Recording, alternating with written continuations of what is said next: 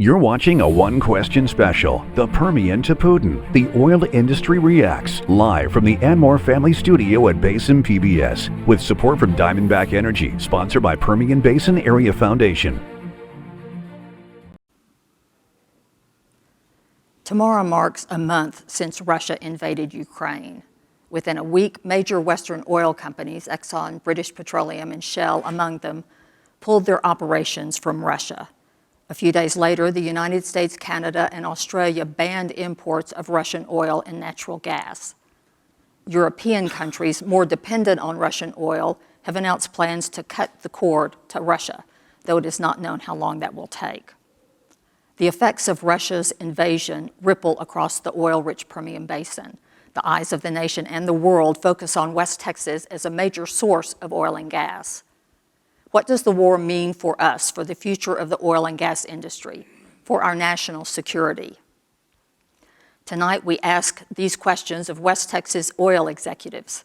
I'm Becky Ferguson, coming to you live from Basin PBS Anmore Family Studio with a special edition of One Question, the Permian and Putin. If you, our viewers, have questions for our panel, please visit our Facebook page and we'll do everything we can to get them answered for you. Tonight's event is made possible by our generous sponsor, the Permian Basin Area Foundation, with support from Diamondback Energy. So let's get started by introducing our panel. Ben Shepard is president of the Permian Basin Petroleum Association, an organization of more than 1,000 member companies advocating the interests of the oil and gas industry. Danny Wesson is Chief Operating Officer for Diamondback Energy, an independent, publicly traded oil and gas company headquartered in Midland. Tommy Taylor is Director of Oil and Gas Development at Fasken Oil and Ranch, a privately owned, more than 100-year-old Midland-based company engaged in oil, gas ranching, and real estate throughout Texas and California. And Javed Anwar is founder, owner, and president of Midland Energy and Petroplex Energy, privately owned Midland-based oil and gas exploration companies founded in the 1980s. So let's get started. Thank you, gentlemen, so much for coming this evening. At a recent energy conference in Houston, both John Kerry, the Special Envoy for Climate, and Jennifer Granholm, the Secretary of Energy, addressed energy leaders. John Kerry said that natural gas will play a key role in the transition to clean energy, adding that the Biden administration is pursuing an all-of-the-above approach. Senator Granholm said, "We need oil and gas production to meet the current demand. I'm here to extend a hand of partnership because we'll only be able to meet these challenges of oil and gas supply and climate change by working together." She added, "For over 100 years, the oil and gas industry has powered our nation and gotten us where we are today. We are eternally grateful. And we want you to power this country for the next 100 years with zero carbon technologies." Do these remarks signal to the oil and gas industry a paradigm shift in the administration toward the oil and gas industry? Ben, will you take this one? Thank you, Becky, and thank you, PBS, for having this discussion today. These are incredibly important issues to everybody. First of all, I'd just like to say that our thoughts and our prayers are with the people of Ukraine right now and the terrible invasion that they're facing, and also with the president who's on his way to Europe to try to broker some peace. And these words that you mentioned that we've heard in the last couple of days and over last week from the administration, they're very encouraging. Very, very encouraging indeed. I think they're correct that we do need an all-of-the-above strategy. I would say we're optimistic that there'll be some significant follow-through. But if we take a step back and just look at where have we gone, or where has this administration been since the beginning, even beyond January inauguration, but in the campaign. But first day of the president's administration in 21, he canceled Keystone Pipeline. Within the next couple of weeks, he canceled federal leasing and federal leases. There have been permit delays. There have been a multitude of new regulations, not to mention the kind of messaging that would indicate that oil and gas is not the preferred energy source moving forward, and not necessary to be part of the transition as we move forward here and abroad. So we're looking for some actions to match those words. Just yesterday, the Securities and Exchange Commission issued a new rule requiring all publicly traded companies to attempt to calculate their future greenhouse gas, their climate impacts, and calculate their greenhouse gas emissions in Tier 1, which is how much they would produce, Tier 2, which is how much is produced by the sources they use for energy on a daily basis, and then even Tier 3, if you can think of that as basically automobiles or end users of the product, and just figuring out how to calculate some of those numbers. It seems a little bit daunting right now, and not necessarily a policy that would promote ramping up oil and gas. In fact, you're putting a business financial oversight group in a policy viewing and analyzing position, where it should typically be done by other regulatory agencies and, in fact, Congress. Do any of you other gentlemen want to add to that? I think I just echo, Ben's comments, and Becky, thank you for having us here, and look forward to the conversations. But, we're not asking for, a whole lot of tangible help. We really just, as an industry, need a show of support so that we can attract, momentum and investors behind the space, and attract capital so that we can, to do the things we're really good at, which is deliver clean, reliable energy to the marketplace. I certainly wouldn't call it a paradigm shift. Maybe they moved a little bit in realizing that, hey, we do need an all of the above energy plan, which includes oil and gas, includes nuclear, includes clean burning coal to fire electricity plants, and solar and wind and hydroelectric. We need everything. But what took me back a step from the statement is, yes, they see that we need oil and gas now, that we're in a situation where we'll be could be firing up a war machine if Putin doesn't stop at Ukraine. And but they go on to say, yes, this is going to be please provide us with zero carbon technology. Oil and gas are hydrocarbons. And yeah, maybe there's a technology in the future that we can sequester CO2, but and there's companies doing that, but we're not there today. Yeah.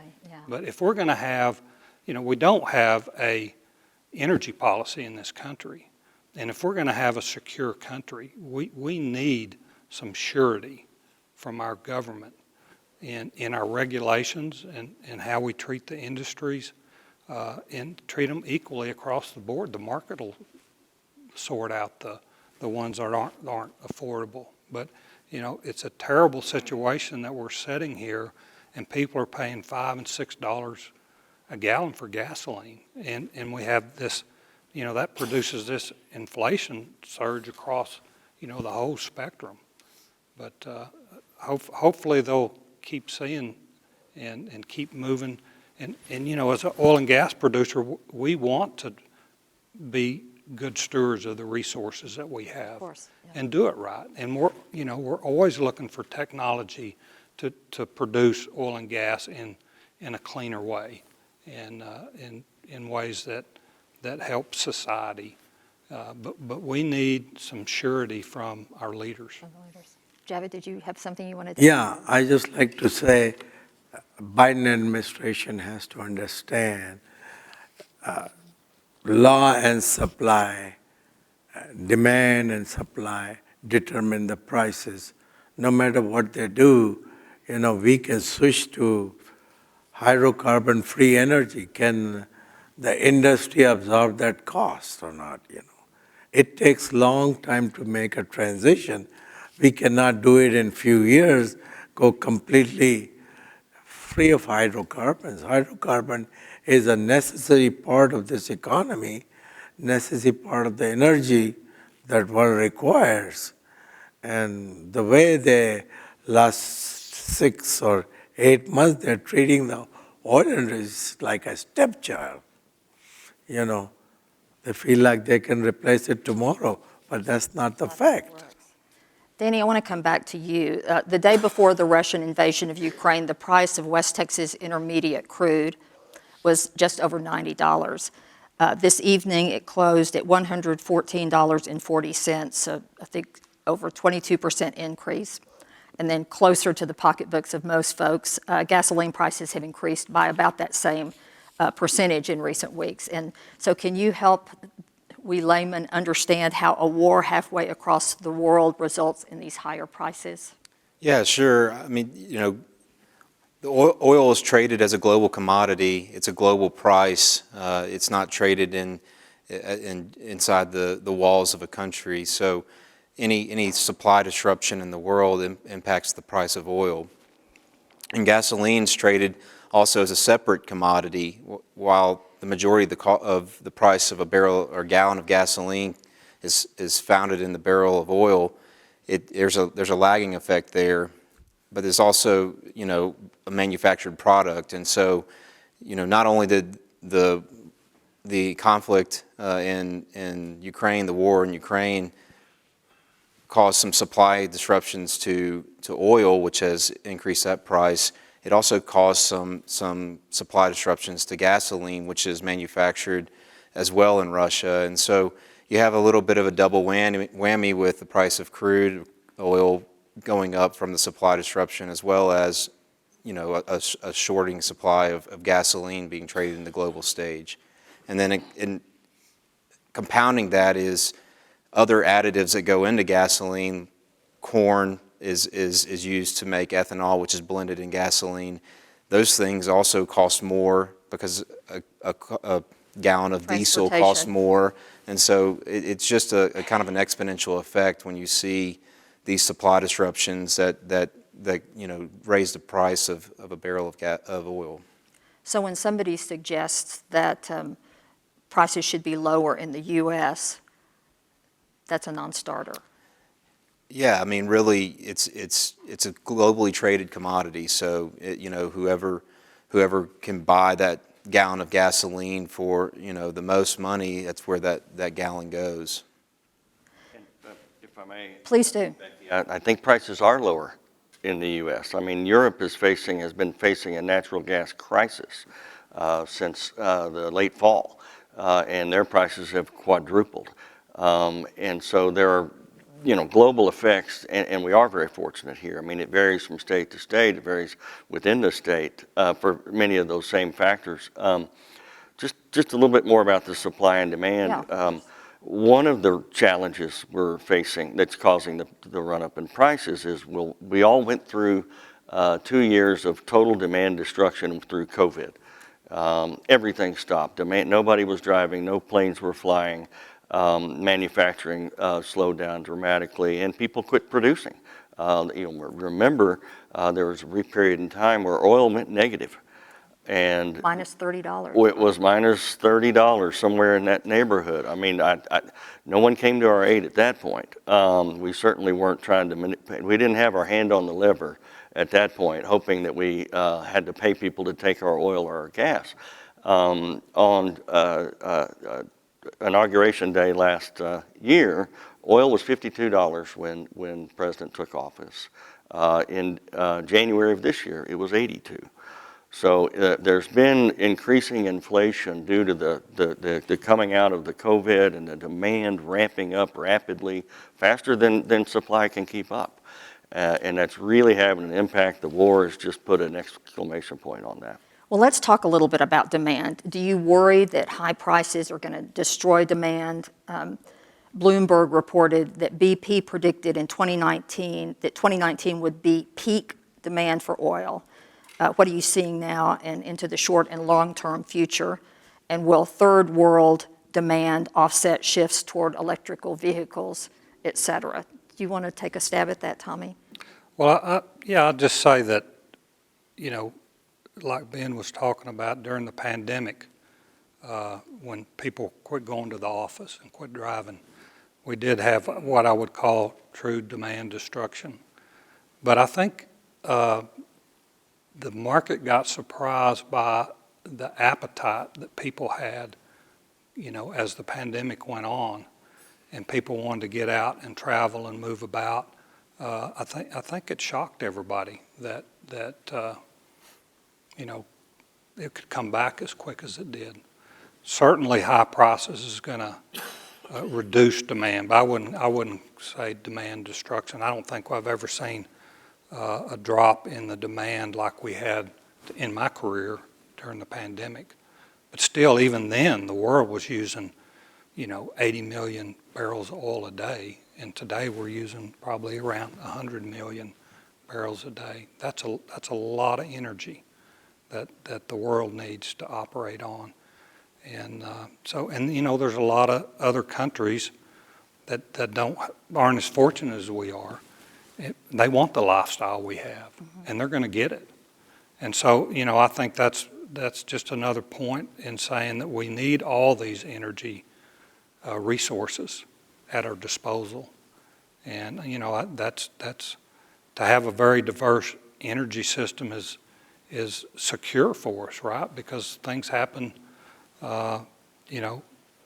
hurricanes happen and refineries get shut down, and it's good to have diversity in the system. Javin, a minute ago we were talking about the administration, and I'm wondering if, and Ben, you can address this too, has anyone in the administration called any of you all or contacted the industry about ramping up drilling? And if they have, can you do it, and over what period of time?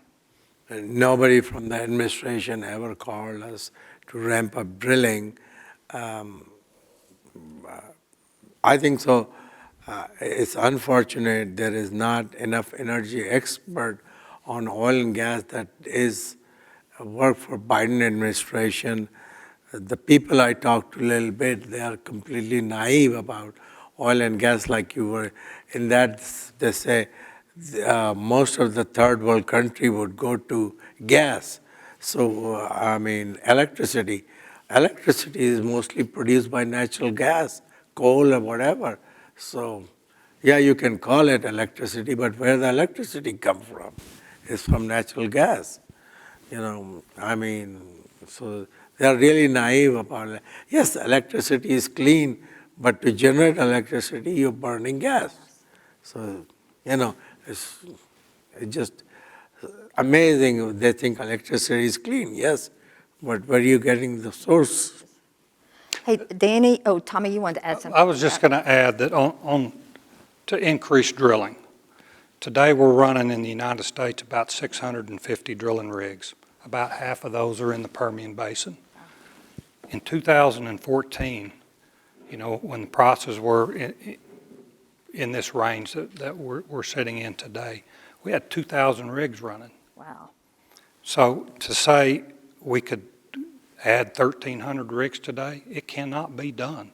It can't be done overnight because we're still suffering from supply chain issues from the pandemic. You'd have to put out those rigs. You're going to have to find people. You're going to have to source water. You're going to have to source power.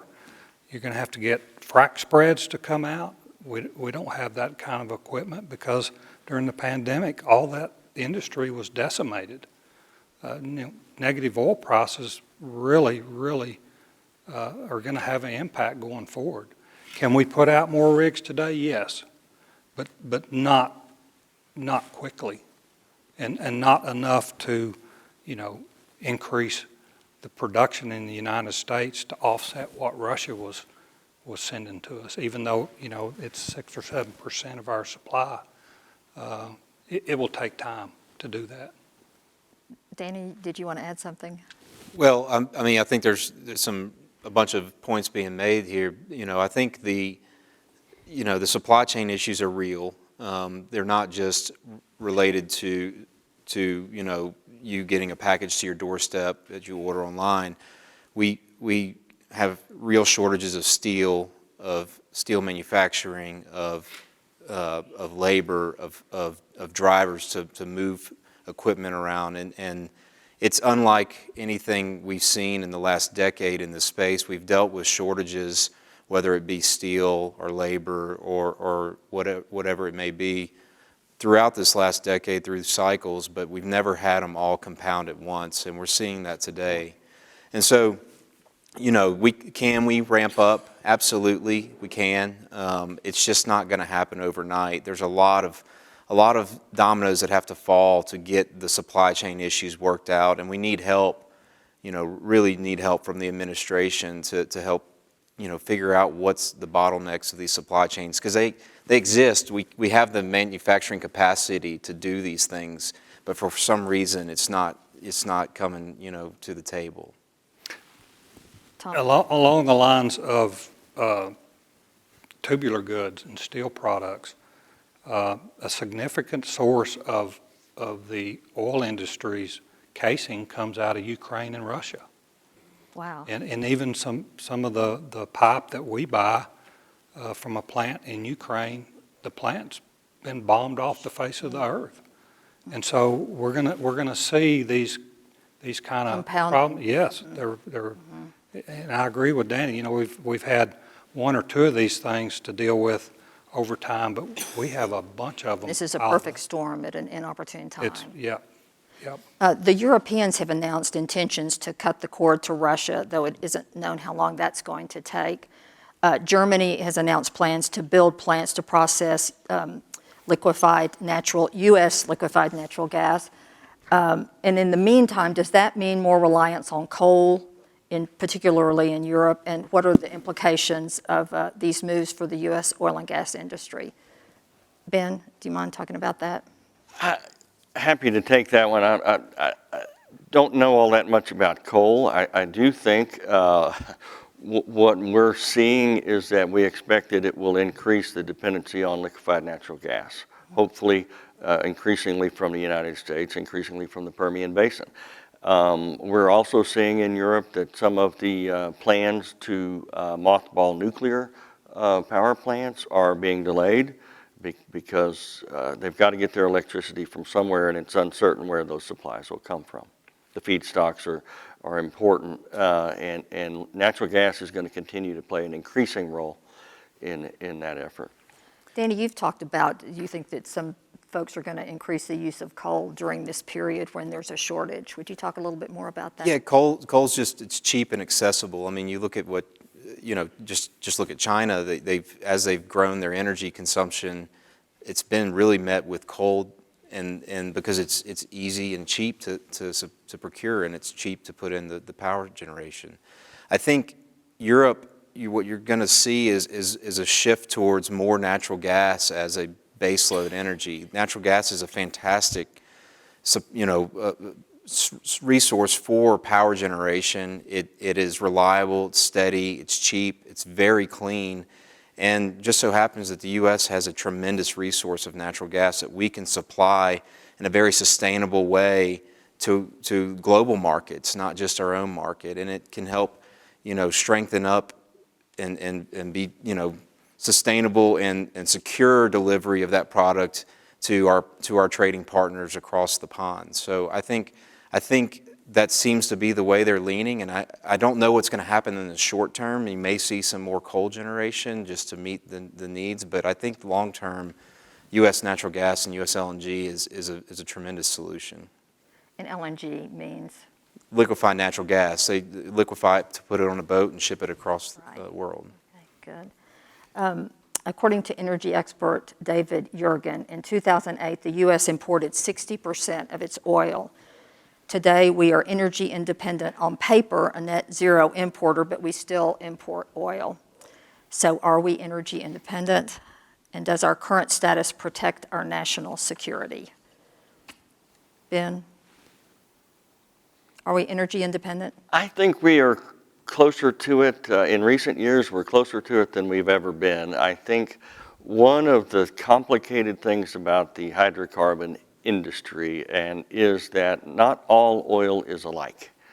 And some of these engineers here can give us a quick down and dirty lesson on some of that, but suffice it to say, you've got all kinds of grades of oil. We produce West Texas Intermediate. It's a lighter, clearer, sweeter kind of crude that has certain uses. For other kinds of gasoline and gasoline blends, you need a thicker, heavier crude that is produced elsewhere. Sometimes that's in other parts of the country, sometimes that's in places like Venezuela and overseas. So I think we have energy independence in our grasps, no doubt about it, if we can be allowed to drill. Yeah, I think a good way of putting it, and I think the EIA, the Energy Information Administration, puts out these numbers, but I think the way you put it is we're net energy neutral. Okay. In other words, if you take all the energy that we use on a daily basis in the U.S., and then you take all our sources, oil and gas, coal, nuclear, green energy, and everything we export and import, we're very, very neutral. In other words, we make and bring in and send out about what we use. That is a very, very powerful place to be. I can remember as a 13-year-old boy, in the 70s, the first energy crisis, and thinking, oh my gosh, and learning from my parents how much oil we import and how reliant we were on the Middle East, and how fortunate for the United States and our allies that we are able to send out LNG today. Because 15 years ago, or maybe 18 years ago, that wasn't even a thought. We were thinking about having to bring in LNG from other places. But we can meet our own needs and our partners in Europe.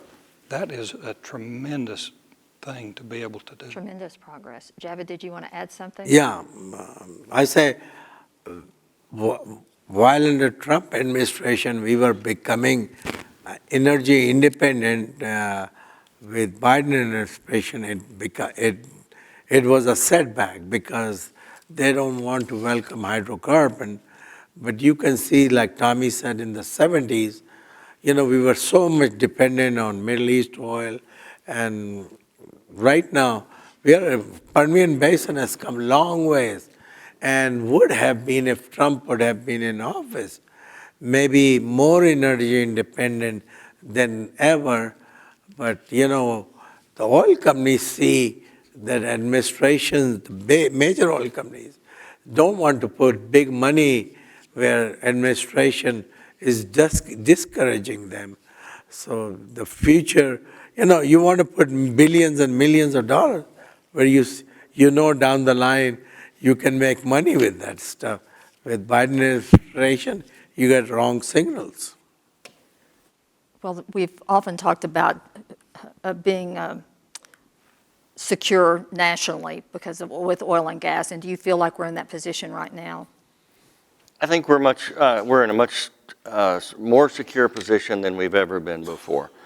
Frankly, I do think that there's some discouraging signs out there, discouraging investment right now. Hopefully those attitudes are going to modify somewhat now that we see the necessity. Back to the pricing. I mean, we're all living with these high prices and the high inflation. It's not good for anybody. From oil and gas and having to purchase the different steps of the process to the parents trying to go out and buy food. I mean, gasoline in your tank, you name it. It impacts all of us. And we need to be able to produce more. And we're fortunate here in the Permian Basin in that we have the best rock of any place in the world. We have some of the smartest people and some of the best infrastructure, and we need to unleash that. We also produce the cleanest barrels. What people forget in these discussions about other countries, or we're asking some other country to increase supply in the Middle East so that'll help balance things out. We have the strictest environmental regulations of any country on earth, and so every barrel that's produced here in America is cleaner than barrels produced anywhere else. And so it is a win-win. I mean, we can still keep our eye on cleaning the environment and cleaning up the environment and making sure that we're reducing emissions, and all of those things remain important. We can do that while we're increasing production. We're going to take a quick break and come back just in a few minutes and have some more discussion about this. I bring to you our own Molly Ivins. Tussle with the tale of media firebrand Molly Ivins, 6 feet of Texas trouble who took on the good old boy corruption wherever she found it. Her razor-sharp wit left both sides of the aisle laughing and craving ink in her columns. One night only on this Texas PBS station. Damn, it's good to be back home again. Raise Hell, the life and times of Molly Ivins.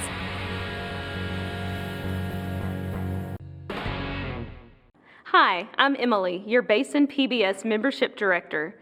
You might recognize my name from some of the letters you receive from Basin PBS, or if you've called the station, you've probably talked to me. Sure, you watch our programs and come to our events, but what actually happens if you don't support Basin PBS? What's the worst that could happen? Sure, things might change a little. There might be some cuts here and there.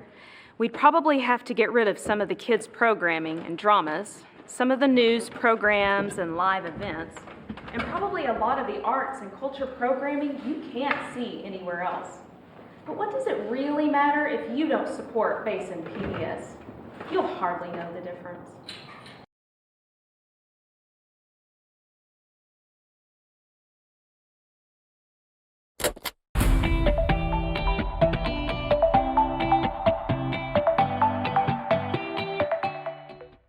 The nation's leading experts in pediatric health recently declared a national emergency in adolescent mental health. Teen years have always been challenging, now more than ever. What's happening with our West Texas teens, and what can we do to help? Tune in for this Basin PBS live town hall when we talk to local experts Thursday, March 31st at 7 p.m. here on Basin PBS, underwritten by the Springboard Center. Welcome back to tonight's special edition of One Question, the Permian and Putin, coming to you live from the Anwar family studio here at Basin PBS. When we left off, we were talking about national security as it relates to oil and gas, and Javid, you wanted to talk a little bit about that. You know, what I have heard from very famous geologists and experts, we have more oil if we are allowed to drill. We can produce more oil than Saudi Arabia and Russia. We could be number one producer in this part of the world. Given the time and the facilities to let us operate and bring oil from the ground, we can provide more oil than Russia and Saudi Arabia, which, you know, I think so Saudi Arabia can produce over 10 or 11 million barrels a day easily. So can Russia. We can beat that number too, based on new technology. Yeah. Tommy, you had something you wanted to add. You know, the Permian, if you go back to 2007, we were making 1 million barrels of oil a day. Today we're making over 5 million barrels a day. And that's after this very tough pandemic. I mean, without the pandemic, we might be up at 6 or 7 million barrels a day. So I really agree with Javid. We have that capability, you know, if we're given the opportunity to do that. But and you know, we've talked many times about the storage of high-level nuclear waste in the Permian, and that's one of my passions that I talk about often. But I think this, as terrible as it is, but it allows us to see. You know, when Russia went into Ukraine, what's the first thing they did? They took over Chernobyl. They bombed a nuclear waste site. They took over the biggest nuclear power plant in the world and had the outskirts of it on fire. And so, you know, we do have this great resource here, this multi-layered, we call them pancakes of sedimentary rocks that are full of oil, and we just need to get at them. But to site all of the nation's high-level nuclear waste in the middle of the Permian Basin, it's economic malfeasance. You wouldn't put that risk here, because you know, if somebody wanted to do something bad to us, and you know, the bad people, the terrorists, they're all about disruption. And man, we're just setting it up for them to do something easy. So I just wanted to make that point, that's Absolutely. very, very important. That is an important And point. with respect to those production numbers, Tommy's exactly right. But what gets overlooked, that those are actually, as I understand it, those are record production numbers. So we have been, in the last several months continue as we've come through the pandemic. We're now hitting record production numbers, and it continues to grow ever so slightly each month. And these are positive signs, and we get, I think, unfairly criticized for. Well, that brings me to our next question, being unfairly criticized. Okay. Since 2015, over 600 energy companies have filed for bankruptcy, representing tens of thousands of jobs and hundreds of billions of dollars in assets. A decade ago, energy companies represented 15% of the Standard & Poor's 500. At one point in 2020, they represented less than 2% of the S&P. Though it is clear that higher prices come as a relief to the industry, even though we would never wish them under these particular horrible circumstances. In recent weeks, some have accused the industry of price gouging and massive profits. Can you respond to those charges, Ben? Well, as I was just alluding to, I think to the first part of your question, I think there's no question that in the last decade, particularly, there's been some fits and starts, but we've been in consolidation mode, and there's been multiple mergers and acquisitions, and you've seen the major oil companies come back to the basin because, as Tommy says, we have the best geology and some of the best workforce you can find. So the independents are finding it a little more difficult. These horizontal wells that we're drilling are much more expensive, and the completion technologies are quite expensive, and so some of them are being squeezed out of the market a little bit. I think there's no question. But interestingly, two companies right now in the Permian that have the largest number of rigs running are privately held companies. They're not publicly traded, so there's a lot of shaking out that's going on in the industry, and it's just sort of part of a bit of a natural process. Danny, do you mind addressing the charge of price gouging? Yeah, absolutely. I mean, we talked about it earlier. The oil and gas market is a global market. We are price takers. We don't set the price. In 2020, when price went negative, if we could control the price, we wouldn't have allowed it to go negative. Right. I think it's an easy thing to say if you're trying to point the finger, but the reality is it's a very complicated industry with very complicated supply and demand economics, and we just have to take the price that's set on the market, and we try to model our company off of some mid-cycle oil price, which is below the price we're trading at today. And look, when prices come up, activity increases, and you're seeing activity increase. I mean, the rig count's up tremendously over the past 6 months. 200 rigs added in the last 6 to 9 months. You're seeing investment creep into the space, and we've talked about the supply chain limitations. Right. They're real, and I think if we had some clarity on when those things could be addressed, I think you'd see activity ramp up even quicker. You hear many stories today about people who want to add activity, who want to deploy capital, but just simply can't. And so, I think we've got to address the real issues in the room, which are how do we get people back to work? How do we get our manufacturing facilities up and running and start delivering barrels to the market, on top of the 1 million barrels we're already going to add to U.S. supply this year alone? We have a question from an audience member that addresses some topics that you all brought up a little bit ago. She's asking, what are the specific ways the current administration can provide support to our industry to enable us to furnish oil and natural gas to our allies in Europe? Who wants to take that?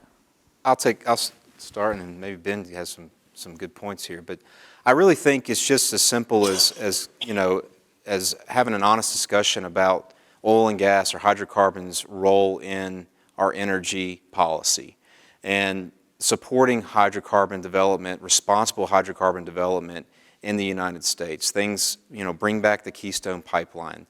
Don't cancel offshore leasing. Show that the federal government is not going to impede development of oil and gas. It's going to make sure it's done responsibly, but it's going to support development of oil and gas, and that way it doesn't impede from bringing investment into the space. We need sound regulation, and none of our companies are against good regulations. We don't need regulations designed to put us out of business. And we don't need the rhetoric coming out of the federal government saying, we're going to keep it in the ground. We need regulatory certainty. All businesses need that. We need tax certainty. And the market will, when we have high oil prices, we'll drill more wells, right? And hopefully that'll give us more supply, and it's a balancing act. Did you want to add something, Javed?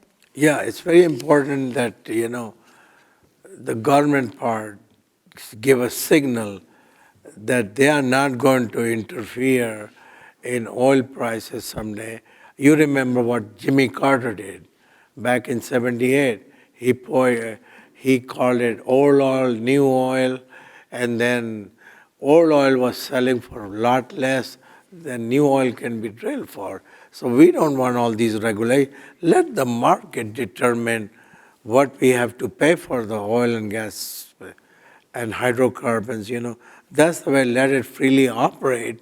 And that's a wrong statement that oil companies are gouging. We cannot gouge very long. If somebody is selling their oil cheap, go buy it. So, this is just to make public happy.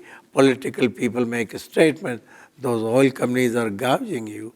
It's not. It's free market. Anybody can buy oil from somewhere else. And we should be the world leader in producing oil because we can provide certainty and stability in the oil market because unlike Russia or Iran or somebody else, we should be leader in producing oil. We have the capacity. Let the Permian Basin drill its capacity, see how many more billions of barrels of oil we can add. You mentioned a minute ago cheaper oil. Today, I think a barrel of Russian oil is priced at $85. Some people have suggested that our Western boycotts of Russian energy will have little to no effect, that the Russians will sell their products to other countries like China or India. What are y'all's thoughts on that? I'll start off. I think it's going to hurt them. I think there's going to be China and India are going to buy that oil. They're going to see it as a good deal. But not just the oil, but we're boycotting everything out of Russia. And like the steel mills, that's going to hurt. People are going to have to make sacrifices. It's going to hit all areas of the market. And so, when we do this, people need to realize that, we really are going to be making sacrifices. Well, I have to say something. What's happening in Ukraine is inhumane. People, children are dying. I don't think so. I like to support any kind of Russian industry that a country's leader or whatever goes in and slaughter people and kill innocent people. They have not done anything wrong. So Russia needs to learn a lesson that the whole world cannot tolerate this. Even we may have to suffer in some areas of oil and gas or some other areas. But if we let everybody do it, tomorrow China can invade Taiwan, Hong Kong, Well, you all seem to be suggesting sort of a wartime mentality that citizens need to be willing to make some sacrifices in the coming weeks and months. Would that be an accurate way of summing up what you're saying? So up to a certain extent, yes. Oil prices, other things will be disturbed. But would you let Russia do whatever you want and become hostage every time Russia does anything? Oh, we better not say anything because the oil prices or other commodity casing prices will go up. Yeah, it will go up, I understand that. But Russia has to understand, and China, they cannot do anything in this 20th century, invade a country which has done nothing wrong because they think they are planning to do.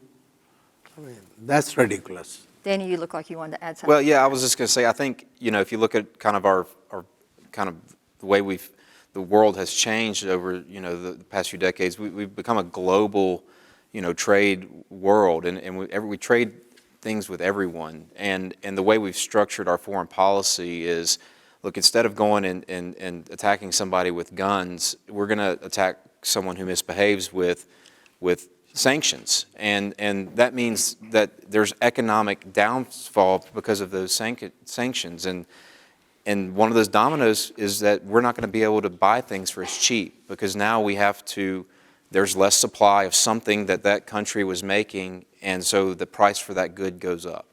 And that's the reality of the world we live in today. And so I think, yes, if we're in a wartime situation and we're going to use the economy to put pressure on the bad behaviors, we have to be willing as citizens of this country to take on that burden and do it for the people who are truly suffering.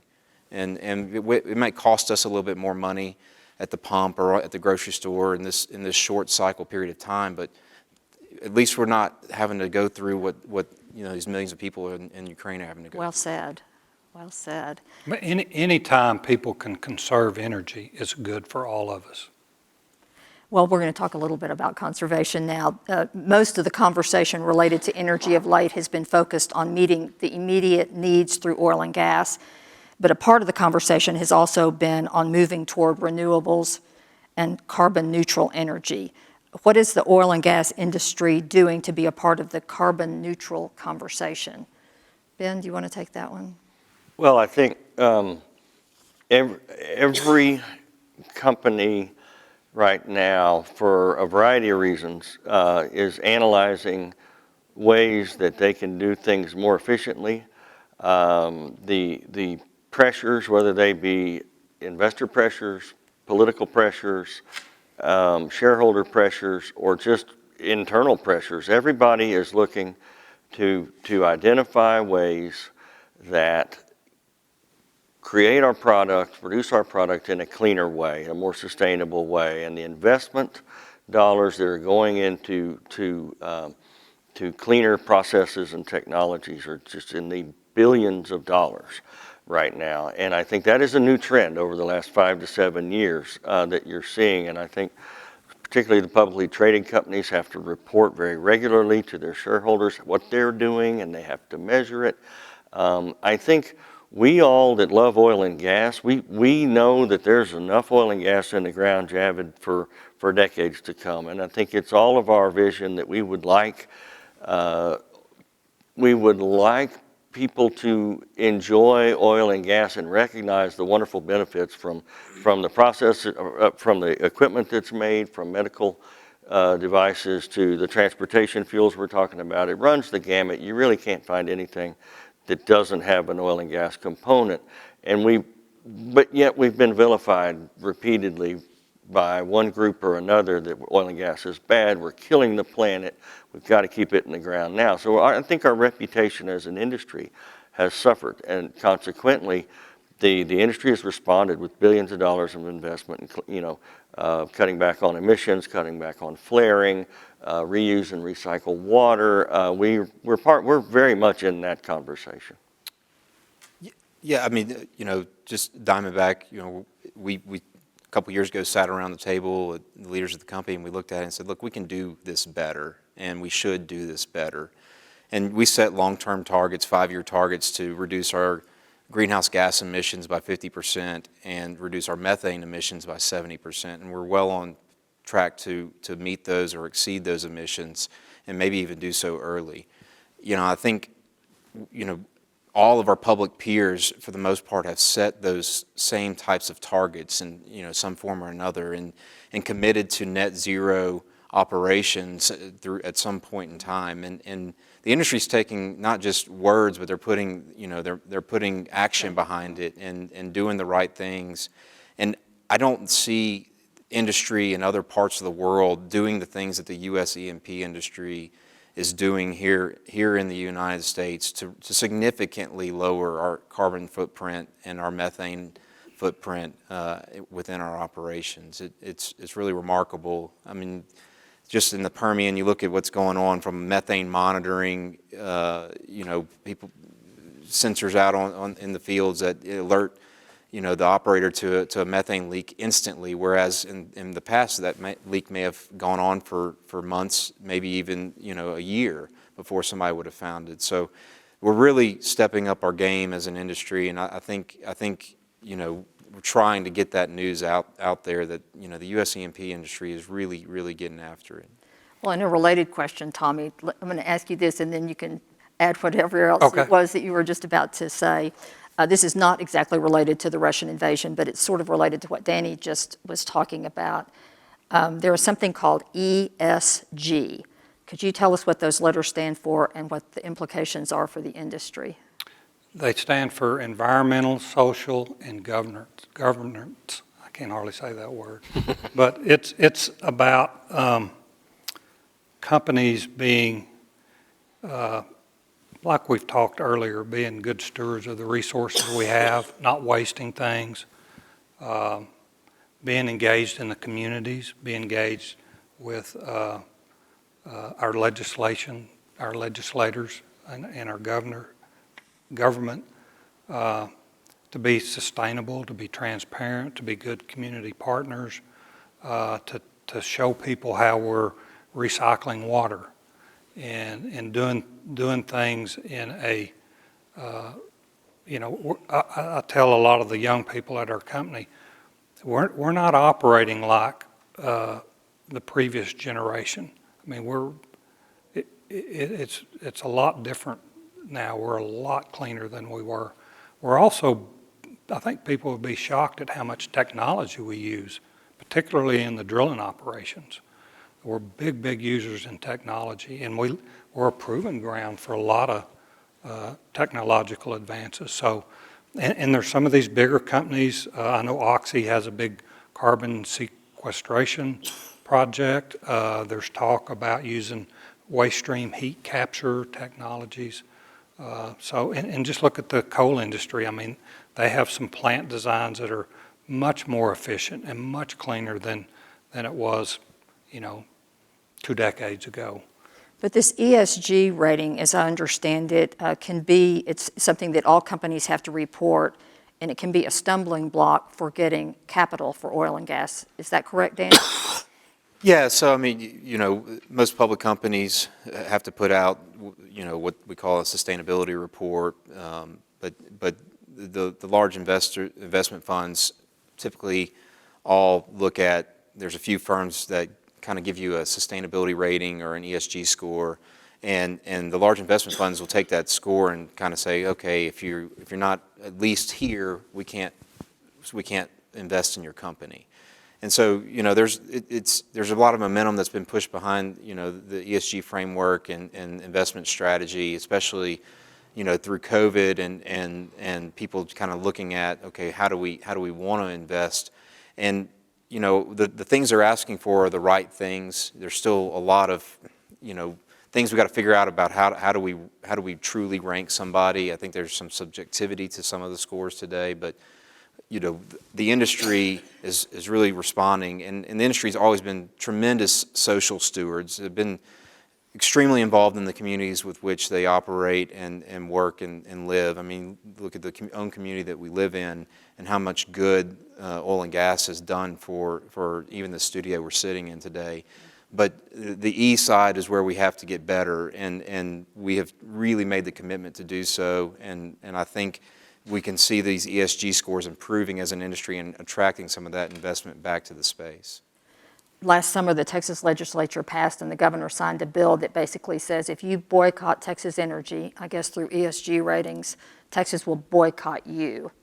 Can you explain that bill and tell us if you believe it helps or hurts investments in oil and gas, Ben? I think what you're referring to is Senate Bill 13. Okay. And it did in fact pass and was signed by the governor. Essentially, it says that if that the state of Texas, and you have to remember that we have billions of dollars that the state invests for, teacher retirement system, employee retirement system, billions of dollars that are invested in all manner of funds. And if a certain investor group or bank or others disparage, urge boycott, or various list of certain things, activities that they will they'll be put on a list. The Comptroller of Public Accounts has required to put together a list of those institutions that are creating havoc in the space and discouraging investment in oil and gas. And they'll be sort of scored in such a way similar to the ESG score. I think what it was the legislative response to or an acknowledgement of how important oil and gas is to the state of Texas, because going back several years, there are certainly a number of very high-profile investor groups that were highly critical of oil and gas, discouraging, limiting capital to companies, doing all kinds of things, getting involved in shareholder activism and trying to get their own people put on, anti-oil and gas people put on boards. So as a response to that kind of activity, and the state has said, well, we're if you're going to do that, then we're not going to invest in you. Is it too soon to tell if it's had any effect?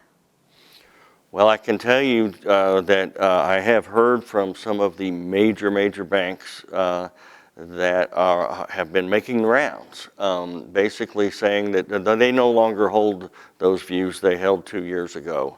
And by golly, we're still invested in oil and gas, and we love oil and gas, and we don't want to be on the list. Interesting. But I don't know. The list hasn't been created, and no action that I'm aware of has been taken yet. You all have all mentioned that markets love stability. What would be a good market price? Would you like the government to provide a floor? Tommy? No. Okay. Well, 2 years ago, almost to the day, we were on a conference with the Railroad Commission, and a lot of people were asking the Railroad Commission to prorate production because we were, in a negative price environment. And we weren't in favor of that. Anytime you have government intervention into a market, it's not good. And on this side, I mean, I wouldn't think I'd want them to intervene. I mean, the free market will work itself out on the supply and demand. It always does. Javid? I remember back when Jimmy Carter was president, he put ceiling on the oil for $42 or $45. Same thing was going on till Reagan became president. He said, let the free market determine. Oil price went to 25, below 25 to in teens, and the market work is out. Had Jimmy Carter would be the president, we will be still buying oil at 42, which will be great for oil industry, but it's not good for consumers. So let the free market determine what oil prices we have to pay so that we can produce oil and gas at economical rate, not creating artificial ceilings. And on that note, we're going to have to go by.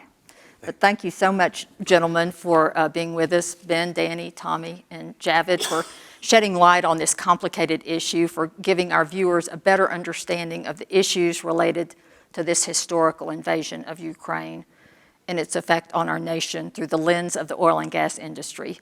We are grateful to the Permian Basin Area Foundation for generously sponsoring tonight's program and to Diamondback Energy for their support.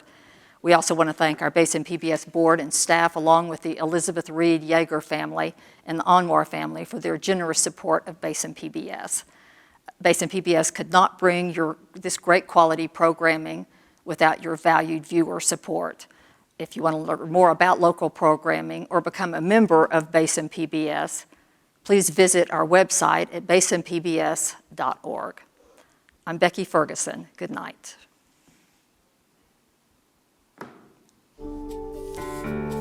Thank you guys so much.